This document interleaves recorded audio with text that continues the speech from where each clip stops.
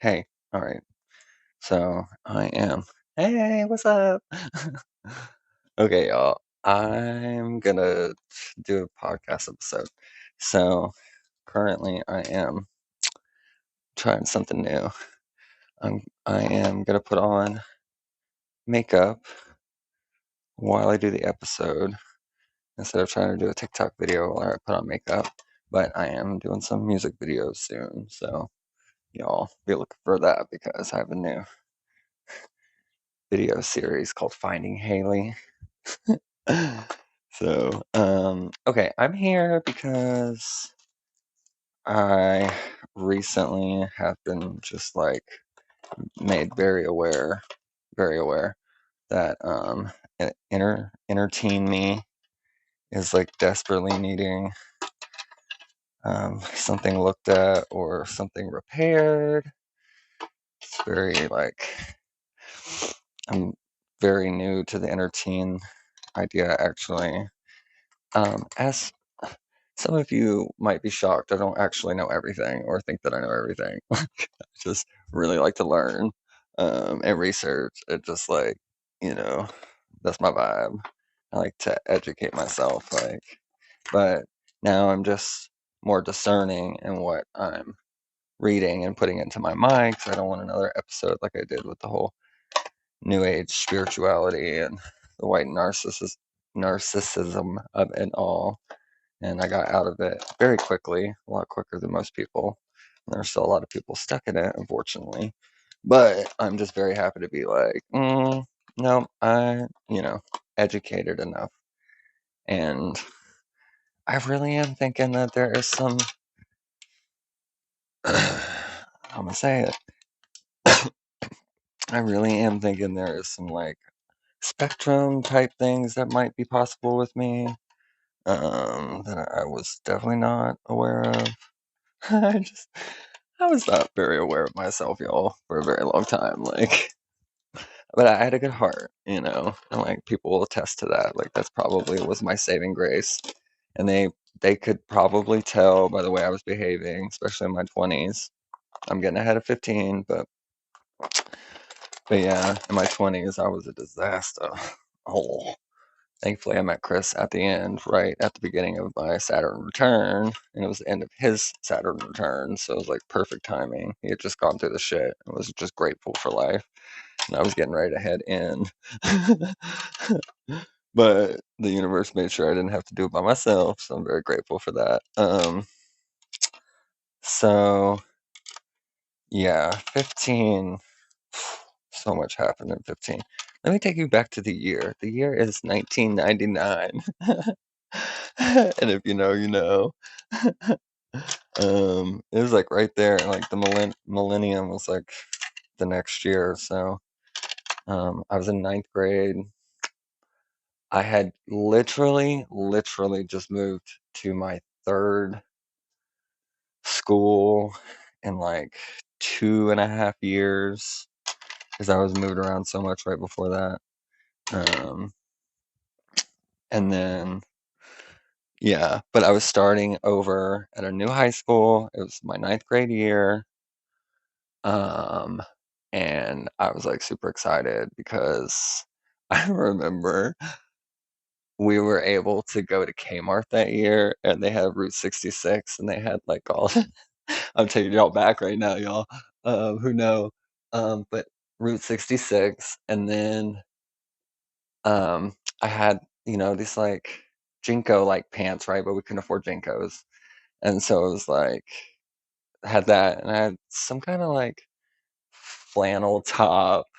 I always look, y'all, ever since like the eighth grade, I was very fashionable. Like in my school pictures and stuff. Like you could see I was how I dress now is how I was dressing back then. So that's why it's very easy for me to get away with, what I do. Because when I dressed in masculine presenting for all those times, it literally was like jeans and a big hoodie. Like it didn't like anybody to see how skinny I was or my body type. Um, because everybody always had comments about how skinny I was my whole life. And then when I started transitioning, people started talking about my body, and I was like, yay! This is all I had to do. And the hormones gave me hips. That's all I ever wanted. I just wanted hips. And, because all my girlfriends had hips, and I was always part of the girls' club. So that's what I grew up in. No, like, there really was no misogyny that I really had to encounter other than within my own home. Like, that got passed on to my middle sibling, like, so hard. So I'm just like, no, I just knew. Like, there was something when I was 8, and I just kept hearing about a man does this, and you got to do this if you're a man. And I was just like, if that's what a man got to be, I'm not going to be a man. I'm not going to be one. How about that? I'm not playing. Don't Red Rover me over there, because I ain't coming over, y'all. um, but no, I was excited. I do remember going in the first day of high school and just being really super nervous. And I don't know, I've just always been very, like, I guess charismatic.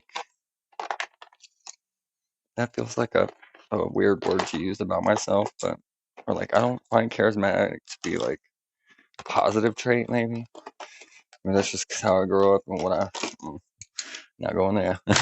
Ding. So yeah, I went in the first day and I had to go in and pick my classes. And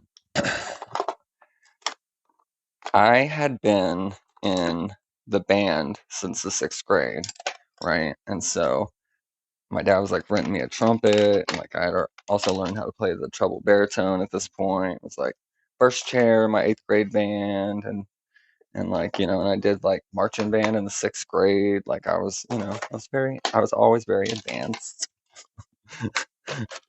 in my everything, quite mature. I didn't actually like get buck wild until my 20s when I just kind of let loose and just went like feral. That is the word, feral. I was feral. Um, Talk about letting the shadow just live. I was just like, and now I find I'm a rising Scorpio, and I'm like, that makes it even worse, y'all. I hurt people, like, like I'm on a block list forever, for real. And that probably surprises some of y'all, but also some of y'all probably not, because you see me had to pop off before. When I break red, what I call it, from my Kentucky home. You got country and then you got redneck. And sometimes we all get a little bit redneck. Um, so I went in, picked my classes. The whole thing about band, though, the reason I told you that is because I really wanted to be in choir. Like, even in the 8th grade, I had thought about it, and I was going to switch to the choir, and even told the band director, and he taught both, so he didn't care. Um, and so my dad said I couldn't because, the trumpet and all, like, we're renting it and like all this stuff, right? And you don't quit things, you don't quit things. But I went into 9th grade and I was like, they're like, so you want to do whatever band, concert band? And I'm like, do y'all have choir? And they're like, oh yeah. And I was like, what time do they meet? And they were like, they meet at the same time. And I was like, can I be in choir?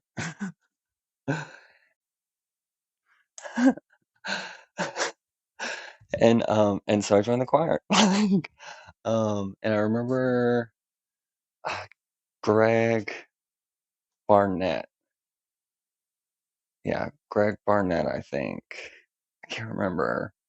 Dang, his first name was Greg though. And I remember he was a couple years later he played the Tin Man in The Wizard of Oz, and he was so good. And he was definitely undercover queer. Like, you could not talk about it back then, especially in North Carolina.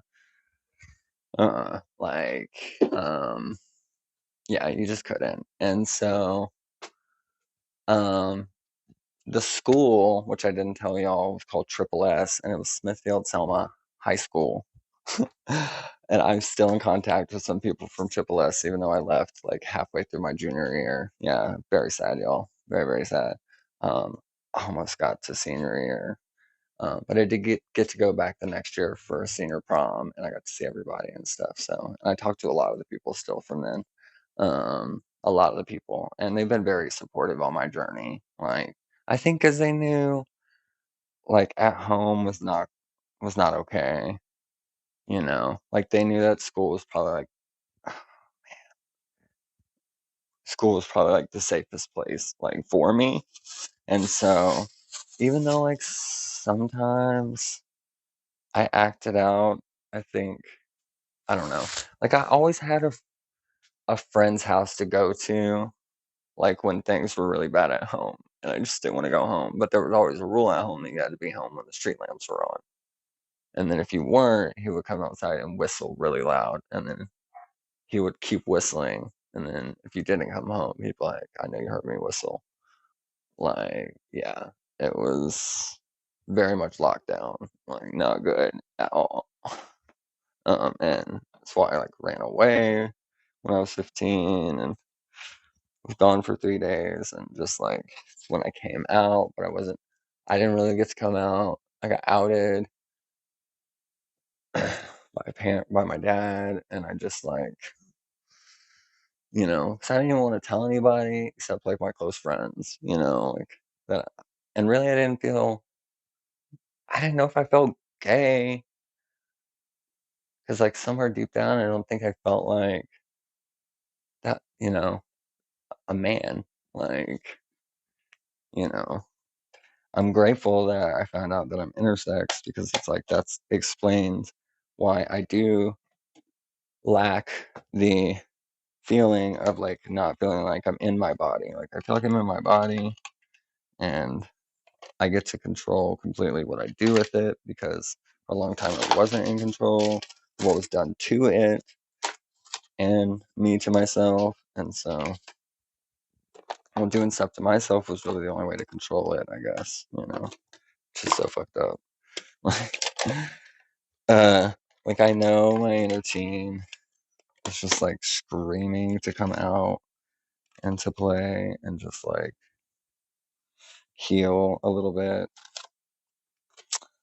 because yeah, 15 was very dark, but choir was such a good place to be. And then like I remember the choir director, like even when he assigned me where I would be, I'm thinking like treble or baritone at least, definitely not a bass. And he put me in the altos, and I was like, "What?" And he's like, "Yeah, you sing alto," and I was like, "Damn." And so I'm sitting in the girl section, like that's where I was, y'all, like, because I was, which is why it makes it so much harder now to have folks just like silent. Like they could be supporting me, but they're so silent. I don't need the validation, which is great. Like I very much have proven that like I am capable and confident in being like who I'm meant to be, and grown as hell, and like able to lead folks, and you know what I mean? I'm just learning that I don't need to mask anymore, and I don't need to people please anymore, for fear of it ruining my business or everybody else's business, you know what I mean? Like enough hate is still going around, and there's still there's way more coming down the pipeline, y'all, right? It's like I can't silver line anymore. Like I can't rose colored glass anymore. Like I really got to look at what the fuck is going on and just be like, just hope that the people around me are good people, like not just people who want to take advantage of a $10 boost fee, or people who want to silently support trans people right now and queer people. Like silence is violence, y'all. It's still part of it. Like you're still complicit. Like it's crazy.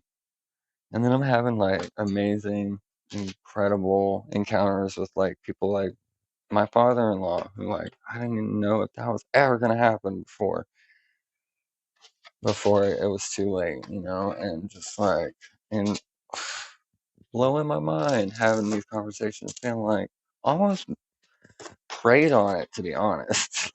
Speaking his terms, like definitely would have counted as I prayed on it, and it came true. So that to me was a miracle. And you know, I don't know, y'all. I just like Stephanie over at the Vibe Co-op has a sign outside of the recovery co-op here in San Marcos. Y'all should look up livingthevibesanmarcos.com.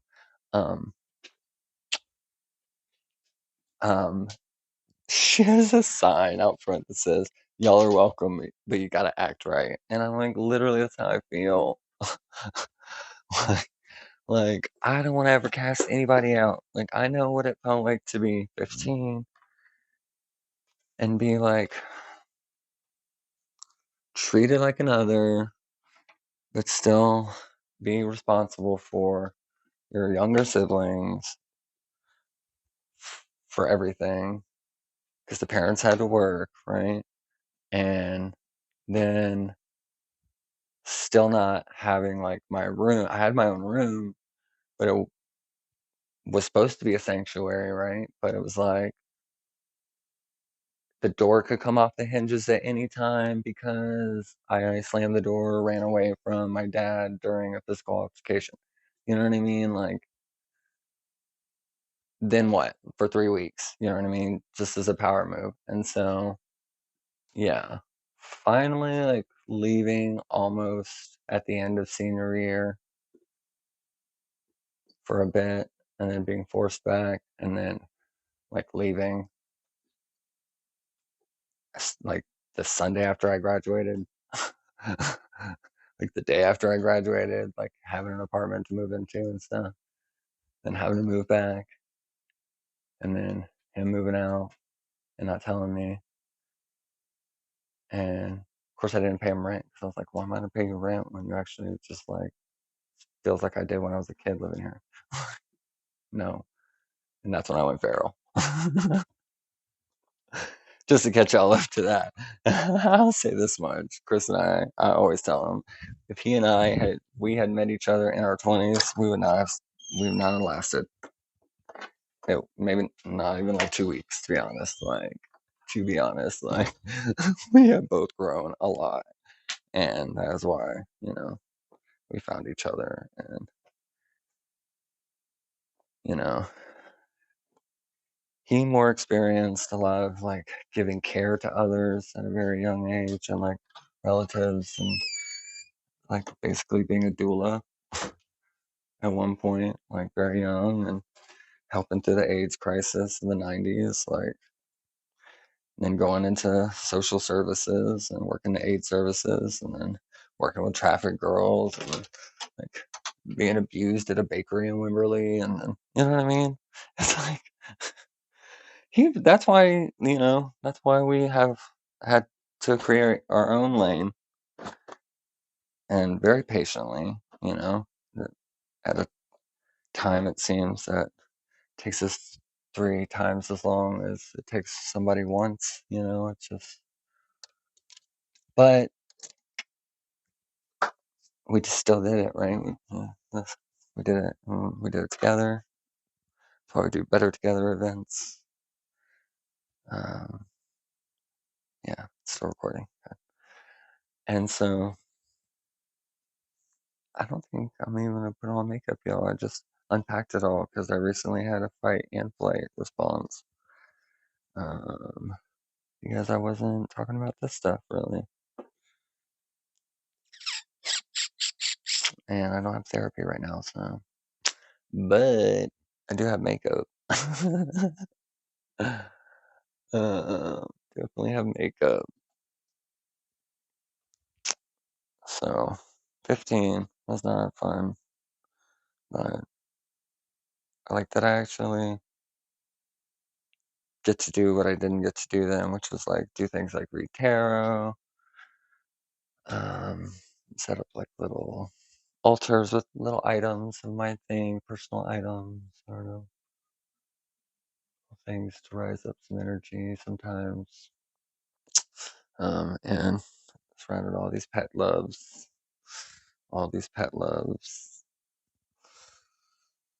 So definitely not like it was then. But I still also don't have any contact with any of them. So not a one of them. And some of them are on Facebook and Instagram. The ones that I want on there. So so yeah, because you don't get to just peep in, eat your popcorn, make your judgments, and sit by silently if you're not gonna at least have a conversation, apologize.